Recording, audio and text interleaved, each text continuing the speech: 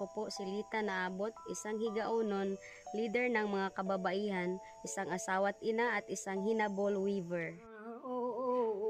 Ang lauyong at sima ang tamang diyayawan Ang paghahabi at papel ng mga kababaihan sa pagpapanatili ng kalikasan ay magkaugnay at iisa. Gayon din sa kultura na ang paghahabi ay tradisyon na gawain. Binibigyan namin ng halaga ang kalikasan, ang kagubatan at ang aming kultura. Ang paghahabi ay isang gawaing nagbibigay sa aming kababaihan na oportunidad na kumita at ito rin ay isang gawain na nangangalaga ng kalikasan habang pinapanatili ang aming kultura at tradisyon. Ang paghahabi ay isang gawaing pangkabuhayan na hindi nakakasira ng kalikasan lalo na sa aming natitirang kagubatan. Ang pinakamateryalis ay abaka at ang abaka ay nabubuhay lamang sa lugar kung saan marami pa ang puno. Tinatanim namin ang abaka sa tinatawag na buffer zone. Kung gusto namin na may malusog, matibay na abaka, dapat ay meron din kaming malusog na kagubatan na siyang nararapat na ekosistema para sa abaka. Ang abaka ay pinaparami namin kasama sa aming pagpapabalik kagubatan o rainforestation. Ikalawa, ang aming mga native na variety na abaka ay hindi ginagamitan ng pestisidyo kung kaya hindi nakakasira sa aming mga sapa at lupa.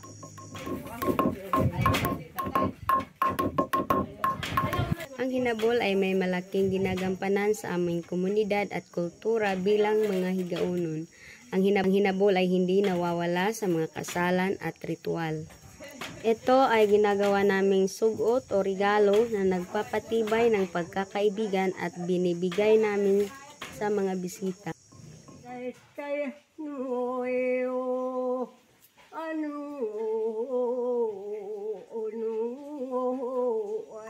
Habang kaming mga kababaihan ay nagsisikap, naghahabi upang matugunan ang pangangailangan ng aming pamilya, ay pinapatuloy namin ang aming kultura. Ang paghahabi ay nagbibigay rin sa aming mga kababaihan ng panahon na mapag-isa at ang panahon na ito ay nagsisilbing terapi dahil ito ay nagpapakalma sa aming mga isipan.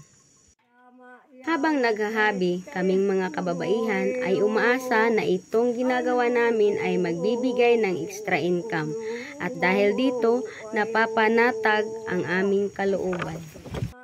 Ang paghahabi ay nagbibigay sa aming mga kababaihan pagpahalaga sa sarili, oportunidad na kumita, oportunidad na maipatuloy ang aming kultura at oportunidad na mapag-isa at mapanatag ang aming mga iniisip.